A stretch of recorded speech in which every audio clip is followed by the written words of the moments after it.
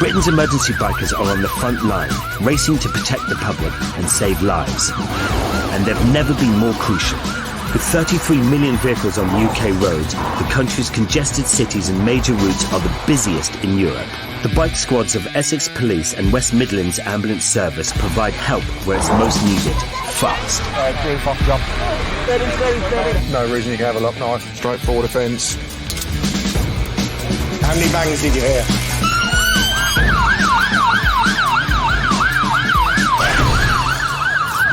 Don't shake your head, keep still. On emergency bikers, a child is being knocked over on his way to school. 1, 2, 3. Keep still, keep still, keep still. The biker cops mourn a fellow motorcyclist.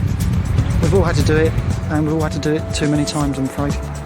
And a day tripper needs help on a canal boat. If you stop it, I can get on. Birmingham, and at HQ the biker paramedics are a man down. Barry Rudge is off sick. Barry's going to be fit for duty tomorrow.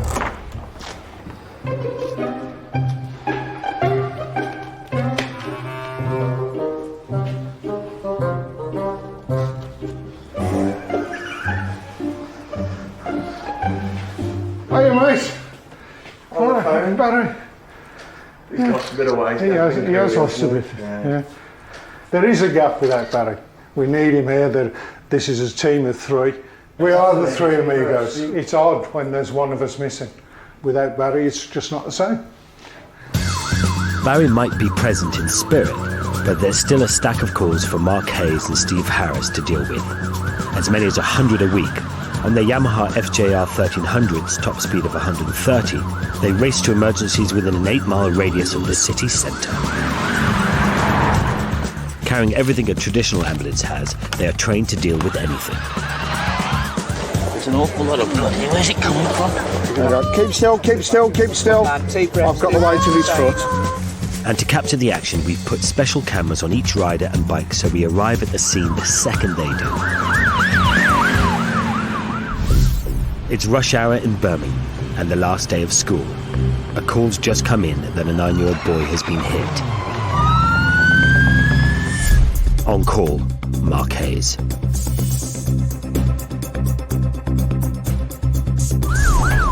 It takes him 4 minutes to race across the city.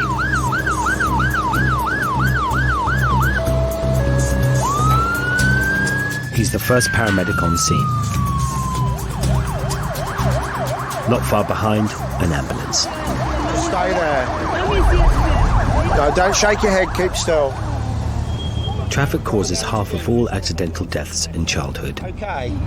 Nothing to worry about. You're going to be okay. Yeah, keep still. But the speed of the vehicle is crucial. If hit by a car at 40 miles per hour, 4 out of 5 children will die. At 30, 4 out of 5 will survive. We're going to pop a little collar around your neck. It's just so your head stays nice and still. And we'll show it you in a second, all right? I know you're going to be really scared, but you're going to be okay. All right, you don't need to be scared. Just tell him we need to take his coat off. We don't want him moving, though. Okay, Mum's going to stay with you all the time, okay? Do you feel any pain? Yeah. Where? In the leg? Just your right leg. Will you move that right leg for me? That's it, good lad, well done. I know this is scary for you, but it's going to be okay, all right? Because he's a little bit upset, he's got pain in his leg. I'm not happy to clear his neck, so as a precaution we'll collar and board him. A frightened child makes it hard to fully assess injuries. Anything serious could be masked. Mark can't take any risks and needs to do everything he can to keep Sufian calm. It won't hurt, just to keep you nice and still. And we're going to lie you onto a little bed, okay? We're going to do everything, you're not going to do anything. Have you ever played statues? No. Well, statues is where you have to keep perfectly still, yeah? First one to move's out. It's probably going to be us. All right, on 3 then. 1, 2, 3. Keep still, Sufyan. Keep still. No, put your arms down, mate. Hang on, we're not on the board there. It's a tight space to work in, and it takes 2 attempts to get Sufian safely onto the stretcher. 1, 2, 3. Keep still, keep still. No, no, no, no. You keep still. 1, 2, 3. Children under 9 are particularly vulnerable when it comes to crossing the road, as they can't yet judge speed or distance accurately. This is the collar. You need to keep your legs still. We'll pop a blanket underneath your legs. You won't have to straighten it. Yeah, there. Yeah. Don't move your head. Yes. Just going to pop this collar around. You don't move, matey. Pop your tongue out. Ugh. You can put it away. Is that a laugh? You can put it away now. Catching flies. To any child that's been involved in an accident, whether it be a road traffic collision, they're lying there on the floor, they hear sirens, there's a commotion going on around them, that's going to be very, very frightening. It's really important that you try to put their mind at rest, try to interact with them, talk to them on a child level, because whatever you say and whatever you do is going to have a massive effect on how the child copes with what's going on around them. Okie dokie, nice and still. 1, 2, 3. In the year ending March 2010, over 18,000 children under 16 were hurt on the country's roads, but over 2,600 were killed or seriously injured. Mark knows just how dangerous rush hour traffic can be, and is in no doubt that Sufayans had a lucky escape. I've attended this location several times. Most serious exact spot was a fatal.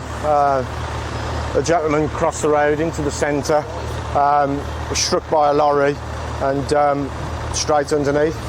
So considering the road he's on, he's been very, very lucky. Okay, Mum? Okay. All right, you're welcome. After the break, a classic car catches Lucy's eye. Lovely, isn't it? Sounds gorgeous. I don't think I'd want to run one though. And a downpour claims a victim.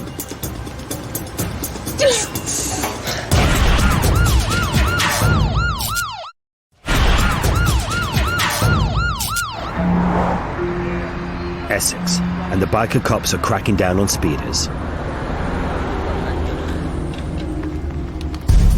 On duty, PC Martin Ackers.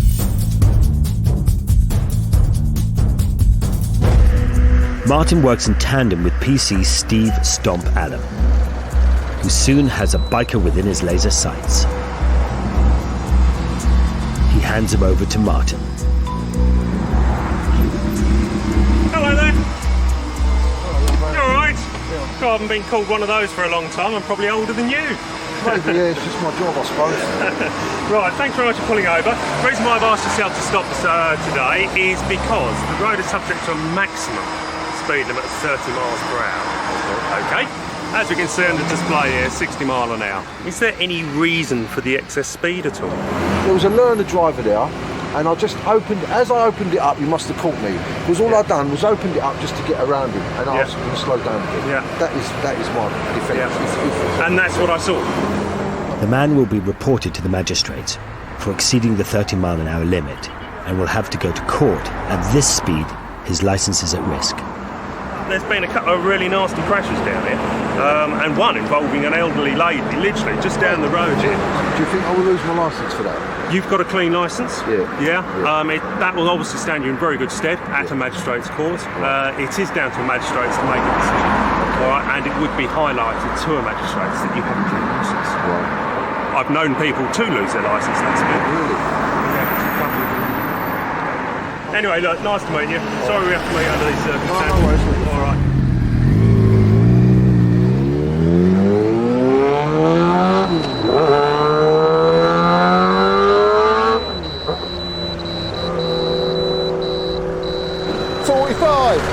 I must admit, I thought, hold on, he's going away a bit sharpish. I even said to him before he went away, all right, keep your speed down, you might be filmed. Yeah, all right, mate. Here he goes, and we've clocked him at 45, riding away from the scene of the incident. That's after I thought you'd just spoken to him. What hope is there? The biker is awaiting his time in court.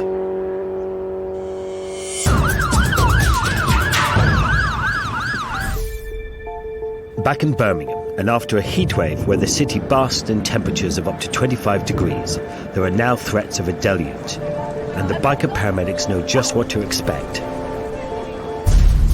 On call, Steve Harris.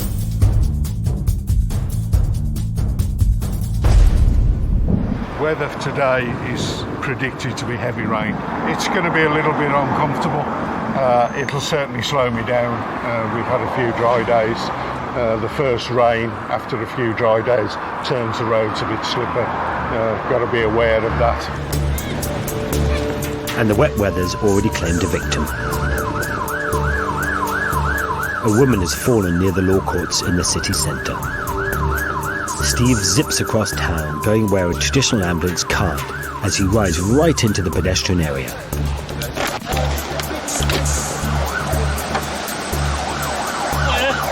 Hello. The image just slipped. Okay. She can't sit up at all.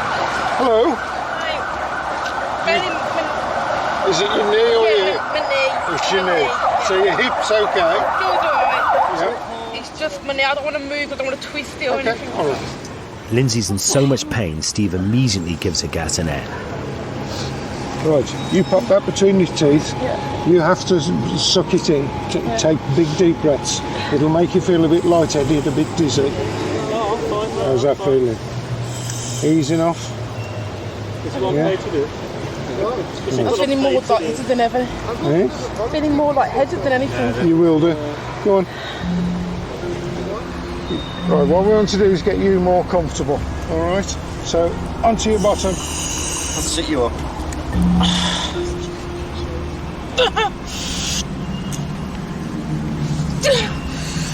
Relax this one. Oh, is that where the pain is? Here we go.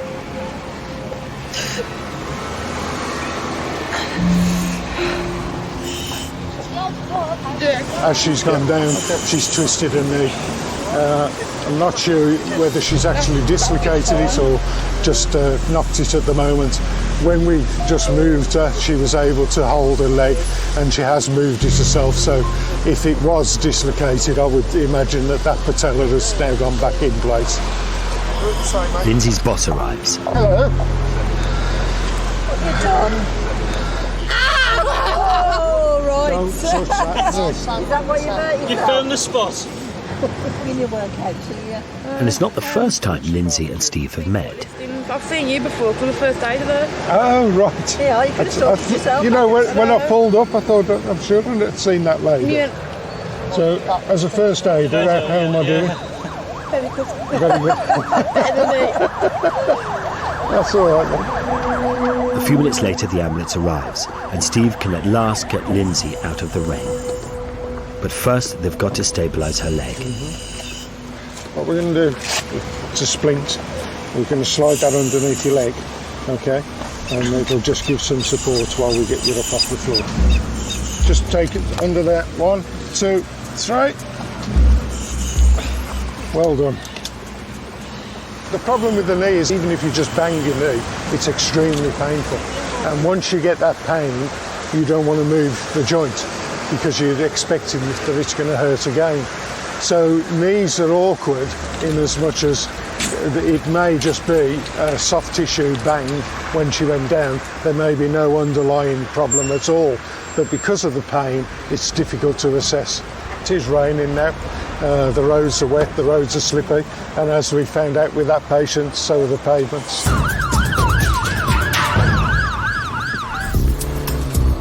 On their BMW R1200 RTs, the biker cops are perched higher on their bikes than a cop car. And they can hole up in side roads waiting to pounce.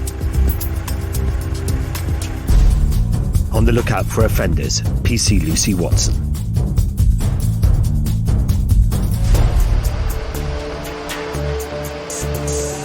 Lucy spots a classic Ford Mustang, and the driver's doing something he shouldn't be.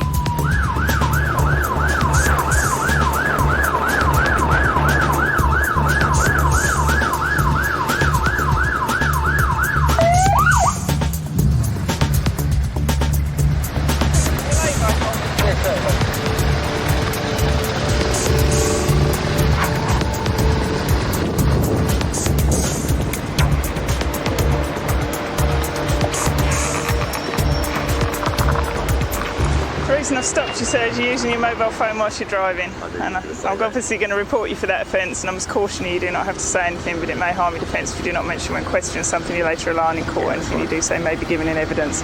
That's the formal bit I have to say to you. Yep. All right. Have you got your licence with you? Yeah. Does the car belong to you? Yes, it does. Okay. Thank you very much. Lucy radios the man's details to control. Quebec Tango 55, VG. The records show that the man's name is similar to that of someone on the wanted list. I don't think it is. I've got a driving licence ID, so I'm fairly happy that this is the chap I've got here. But Lucy has a high-tech way of confirming his identity. Right. Do you consent to give me a fingerprint just to confirm your identity? Is that you okay with that? All I'm going to ask you to do is put your right index finger onto the glass screen. Lovely. Take it off. And the same with your left one, please, just when the light comes on. Lovely. Thank you. It takes just a few minutes. What it does basically is sends your fingerprints off, verifies your identity, and then it comes back to me with a response. I'll do the ticket while that's happening. So you know the way this works then, it's 3 points of licence and a £60 fine, yeah? Yeah. Please don't use your phone while you're driving. If you could just hold on while I wait for the result of this for me. Right. That's all in order. There was someone with very similar details who might have been of interest to us, you see, which is why I needed to verify it. Usually a driving licence is sufficient, but... Okay. You mind? Here you go. Okay, thanks a lot. Thank you, bye-bye. She might not be impressed with the offence, but the car is another matter. It's lovely, isn't it? It sounds gorgeous. I don't think I'd want to run one, though.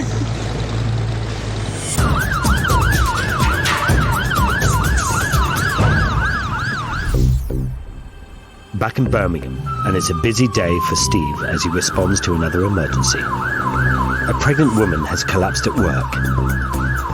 It's just over a mile, and there are plenty of other road users to contend with en route.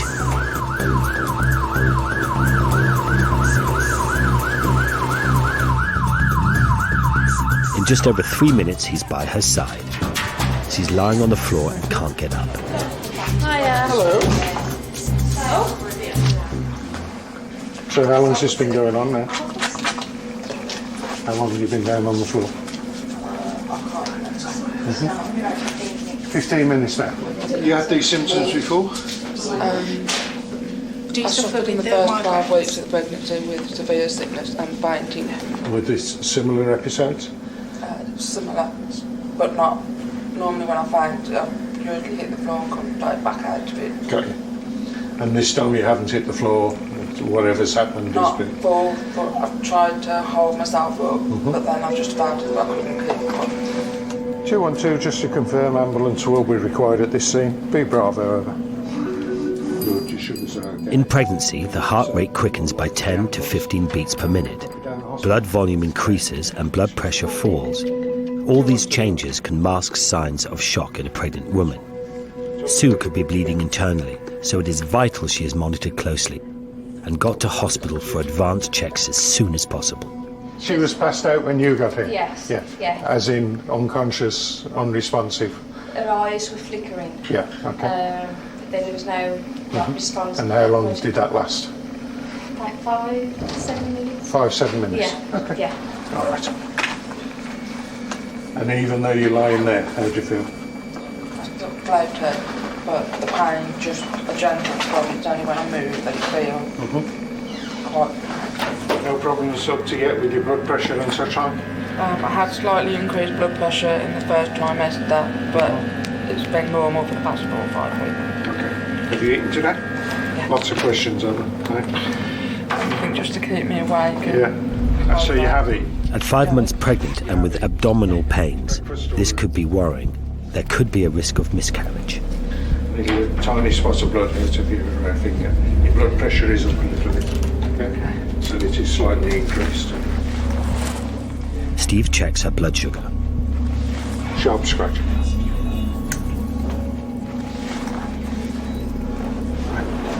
That's okay. It's a little on the low side, but it's not enough to cause the way you're feeling. Okay. The pain you have, is it there constantly? This is at the moment. I used to work when I was lying on the side. So it's going to have me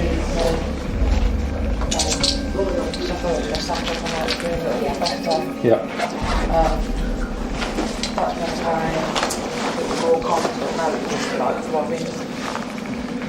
Is that worsening? It's there. You take a big deep breath for me. Hand out. Does that change it? Does that make it any worse? No? Just that.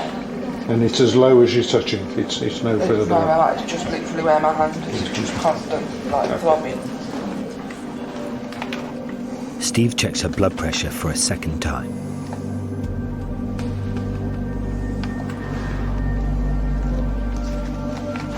It's gone down a little bit, which is good. She needs to get to hospital. A few minutes later, the ambulance crew arrives. Hi, Alan. All right. But they've got to move her carefully. All right, Sue. Sue, I'm going to move these from your legs. Is anybody going to trouble with it? Sally. And again, up.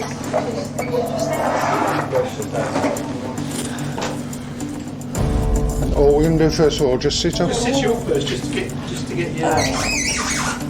your balance and whatever. And we can assist you. We just push the chair underneath you. In the latter half of pregnancy, if the mother is carried flat, there is a risk the uterus can compress the large vein transporting blood from the lower half of the body. But in this case, it's actually easier to help Sue to the ambulance in a chair.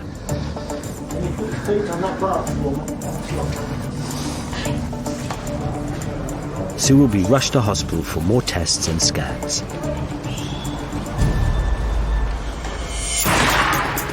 After the break, a fire's broken out where vagrants sleep rough. As soon as it goes up to about 5 pumps, then ambulance will attend as a matter of course. And the biker cops pay their last respects to a much-loved motorcyclist. In that 5-10 seconds before they open the door, things that go through your mind, I just can't explain to you.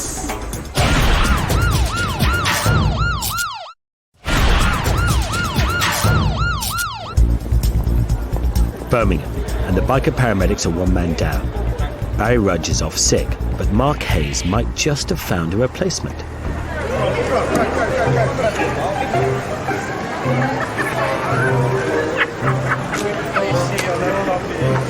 Wait till Steve sees.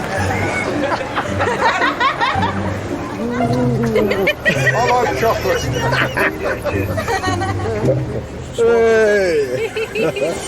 But it's not long before Steve has to get serious. 212, Roger. Received, understood. Thank you. Reports have come in of a fire in the city centre, a blaze in a derelict office block which is a regular overnight haunt for rough sleepers. Steve is on his way. Smoke inhalation claims more lives than burns. Toxic gases can cause seizures or plunge victims into a coma. Hello, how are you doing? How are you doing? All right. As far as we know, we've all accounted for now. We turned up as a guy saying he'd seen some kids running from the premise and they was known to have squatted. How many pumps you got? 3. 3 pumps. We've got a fire started in an abandoned building. Some children, some young kids were seen to be running out of the building and running away. If the fire was to escalate and the fire brigade made further pumps available, as soon as it goes up to about 5 pumps, then an ambulance would attend as a matter of course. And not necessarily for members of the public, but just for look after the fire brigade, make sure that everything's okay. Firefighters are sweeping the building to see if anyone's inside.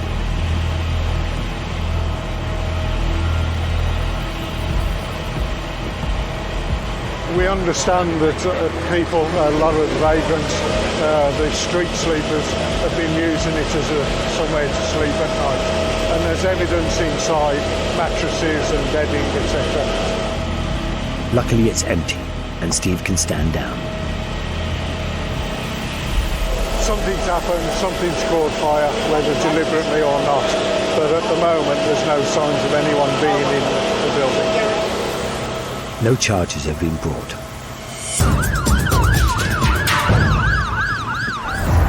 Essex, Operation Mermaid. Random checks on lorries. Policing the big boys is something one biker cop just loves. PC Steve Stomp Allen. I do like my HGVs and having a look through the tachographs and enforcing goods vehicle legislation. And part of that legislation is the maximum weight a lorry can carry.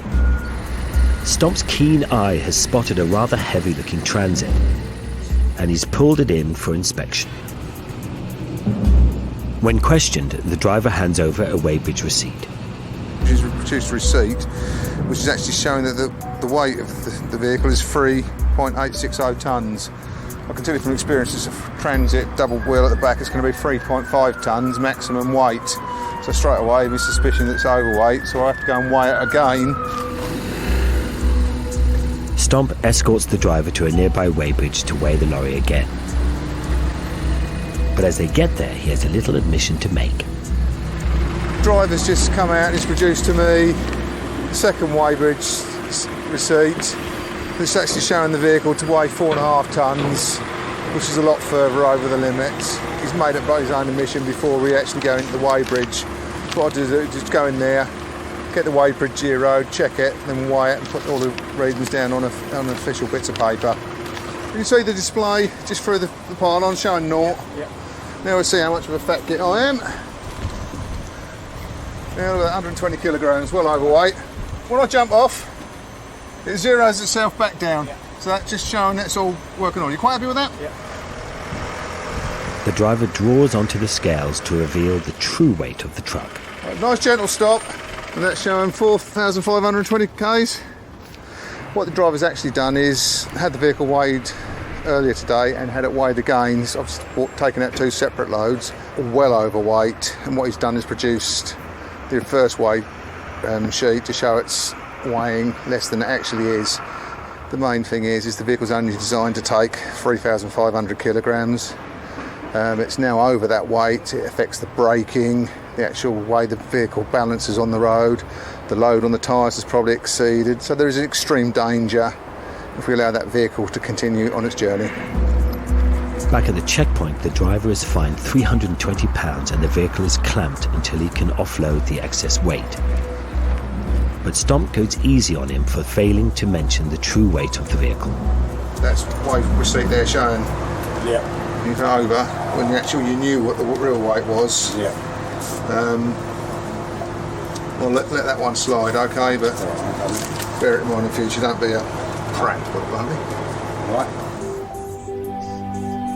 When he's not issuing tickets, Stomp knows exactly how to take it easy. Indulging in one of his lifelong loves, fishing. Just enjoy it. It's something I've done since I was 10 years old. And I still can't explain why I enjoy fishing. Every day is different. It's like, again, it's similar to work, but it's relaxing. That's my way. It's the way of just chilling out. It's getting away from the stress, because you never know what you're going to be up against. One day you sort of stop someone and everyone wants to fight, argue with you. Then I've got 1 or 2 health issues. I'm diabetic, and it's important to keep your stress levels down. I've got blood pressure as well. Doesn't help. Then here, what I've got to worry about now, the only thing that's going to disturb you is the fish or the wildlife.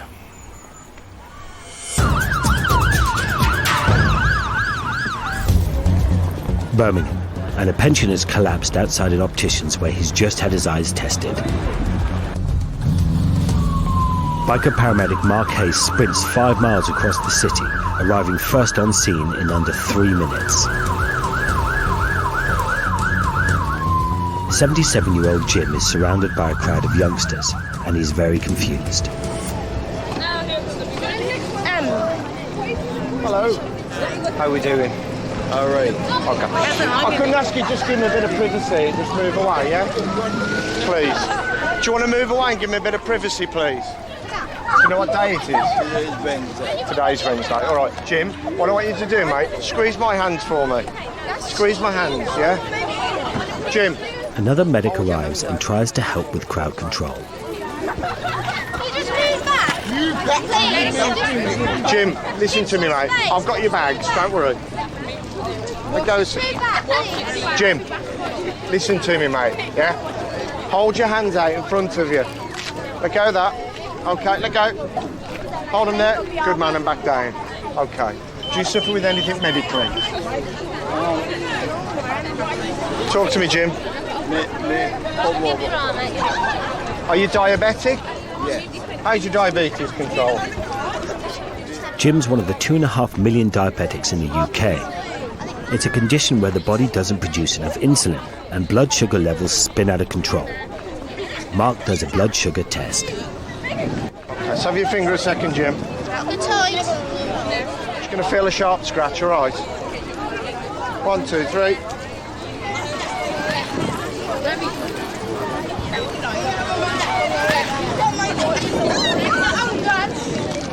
Hold that on there for me, Jim. Yeah. Hypo, right. Jim, you're going hypo. We're going to get you a Mars bar and a bottle of Lucozade. All right. He's a diabetic patient who's having a hypoglycemic attack, which is where the blood sugar drops too low, which can lead to collapse, fitting, confusion, basically everything that's happened to Jim.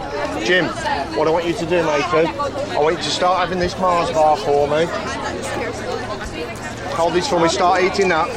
Yeah. The sugar from the chocolate bar and fizzy drink should help raise Jim's blood sugars. But Mark's struggling with the crowd and calls for backup. It's 201, is there any chance for police to respond? This gentleman's in the street and we're surrounded by loads of school kids who we're not able to do the job adequately with the noise that's going on and people gathering around, so a bit of a crowd issue.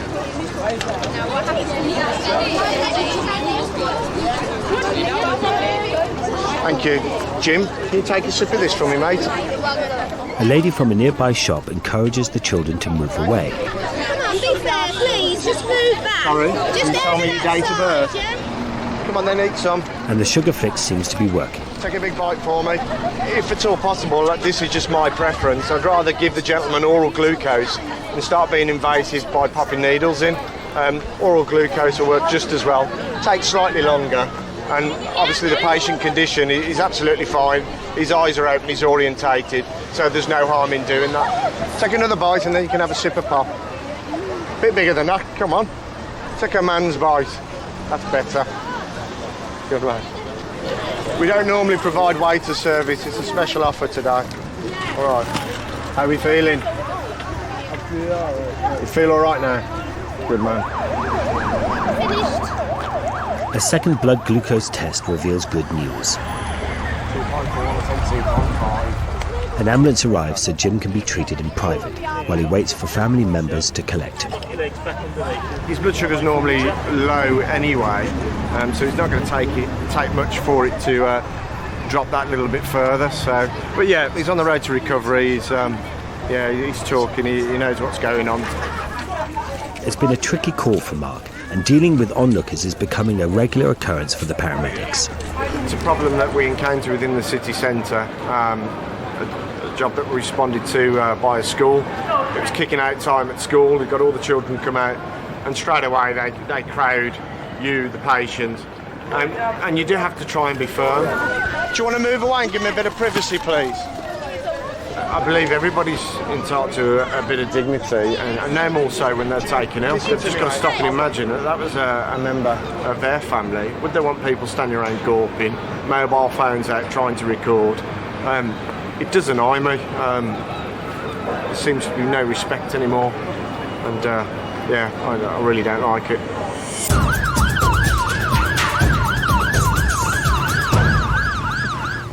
Last year, 250 bikers were killed or seriously injured in Essex. Today sees another victim added to that toll. As a mark of respect, the biker cops are providing the funeral escort. PC John Harmon. This is the funeral of a lady, named Jane Wilson. She was a high-profile member of many motorcycle groups here within Essex. She was tragically killed in a road accident in Kent a couple of weeks ago. I've known her personally for about 12 years, but Jane's the kind of lady who appreciates the risks of motorcycling, as everyone does. And it's just a terrible thing that's happened. Jane threw herself into all aspects of community life, and Reverend David Saunders knew her well. One of the great things about her was that she was a specialist in road safety, training and teaching other bikers. The bike was an integral part of her life. And here's the saddest thing of all, that the one who's trained so many of these bikers has been the one who's lost her life. OK, gents, we're about to move off. If we can have the block put in at Essendon Road. Many more bikers are expected to join Jane's cortege. So John and the other officers will be clearing the roads to keep everyone safely riding together. Every day you get on a bike, I think to myself, well, you have to appreciate it could happen to you, and because of that, it's what keeps you alert, what makes you ride defensively. When the cortege reaches the church, they find that over 150 people have arrived to say their final farewells. The streets of the little town of Rochford are at a standstill.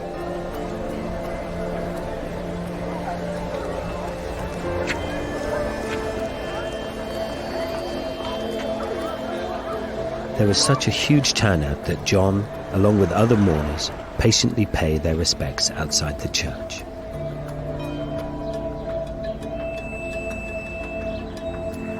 As well as loving motorcycles, Jane was a mother of 3 and a grandmother. Her children described her as an angel with Honda wings.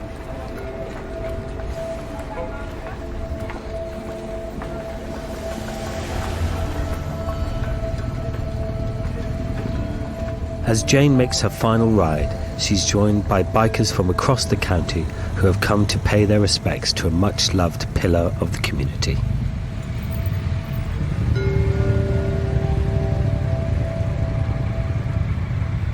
She was very bubbly, she was an amazing friend. If you're ever in need or wanted anything, she would be the first person in the queue by a mile to be there to help you.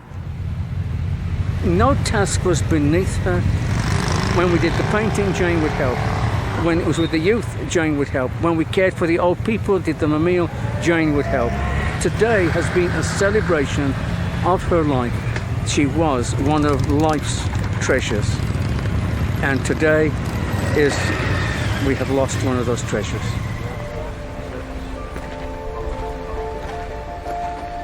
For John, today is doubly poignant. The squad has lost a great friend, and it's a sad reminder of all the other bikers' families who the police have had to visit with tragic news. I think on a day like this, when you see everybody here, it reminds everybody of the inherent dangers of motorcycling. When you've got to walk up to somebody's door and you knock on the door, in that 5-10 seconds before they open the door, the things that go through your mind, you just can't explain to you. Just can't describe it. It's just a terrible, sickening feeling you get in the pit of your stomach. We've all had to do it, and we've all had to do it too many times, I'm afraid.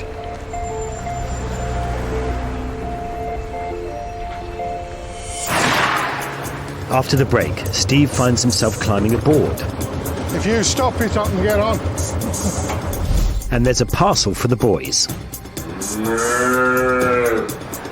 Oh, fresh leather. Do you want a sniff?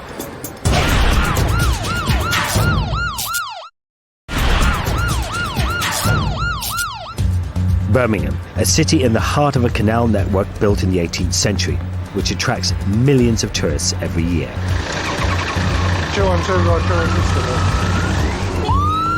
And Steve's been called to a pensioner on a canal boat day trip who's suddenly been taken ill.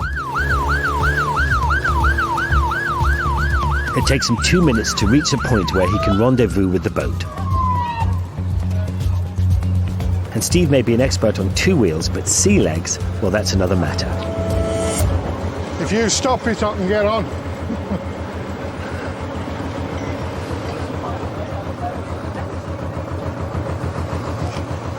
I can just see me going down that little gap. Well, not the little gap, but you know.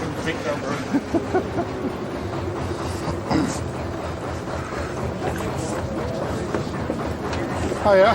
Excuse me. Hello there. How are you? Right, so what happened? I just felt I was feeling a bit hot. Right. I think I just went down on the floor. I spoke to him and he didn't answer me, and his eyes looked funny, but he says he feels a bit better Right. now. Have you got any pain at all, Des? No. No. And what do you remember about what happened? I was just getting a bit hot. Yeah. You know, felt a bit woozy.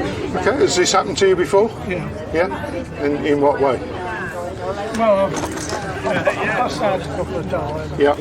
And have you been to your doctors or hospital about that? Hospital, yeah. And what do they say? Blood pressure. Yeah. I've been having blood pressure tablets. Right. And I think it's a bit too much. I was getting low blood pressure. Yeah, right. And, they've been messing about with my tablets and trying to get them settled. Okay. Do your blood pressure. We'll see what it's going like at the moment. All right. Pop your arm in. Do you take tablets or medicines? Tablets. For your blood pressure? Yeah. For anything else? No. No. That's going to go tight on your arm. Okay. And can I ask how old you are, Des? 87. 87. You're doing well. I would never have put you at that age. If I suggest that we pop you down the hospital, you knew that was going to be coming. Yeah. This is what no. I'm sick of hospital. Yeah. Is this a treat for Des then? Yeah, well, he's organised it. Oh, you've organised it? What, everybody? Yeah. We're all together. We're Right. retired cohort staff, I think. Thought there was extra turn. Des's blood pressure is okay at the moment, but as the organiser of the day trip, he doesn't want to miss a thing by going to hospital. All I can suggest is, if anything further occurs, if you start to feel unwell again, I would certainly suggest that you seek medical advice. Yeah. All right, I'll leave it in peace. Okay. All right. All right. Thank you. Thank you. Whoops. There you go. Okay. He's basically become a little unwell. He's overheated, he's felt faint, and people became concerned about him. He's now fully recovered, doesn't want to avail himself of our local hospitals, and just wants to continue on with his day. Location's lovely, Gas Street Basin, nice canal barge. We've got a good crowd of people on there, all having a laugh, all having a good day out. Steve is the oldest of the three paramedic bikers, but has no intention of hanging up his levers just yet. I've done 32 years service. I'm 58. I'm now beginning to start thinking of retirement.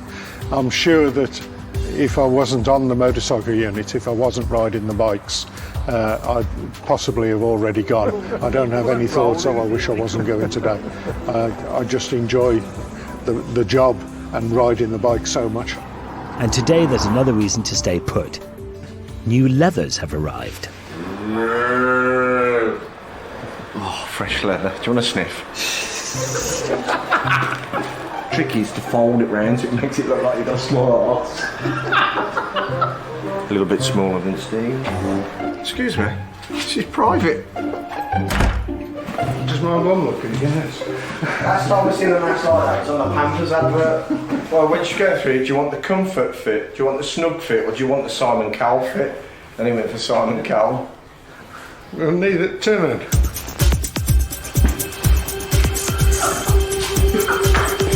No. I've got down on the floor, I can't get back up.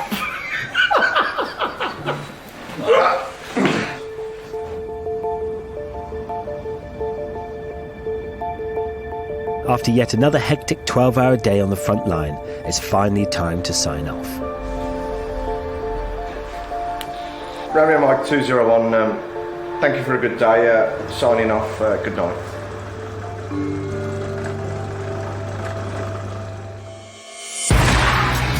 Soufiane broke his ankle and spent the summer holidays on crutches. Lindsay badly hurt her leg and is awaiting tests to reveal how much muscle damage there is. Sue is fine and all is well with the baby. Jim made a good recovery, and Des enjoyed the rest of his day trip on the canal.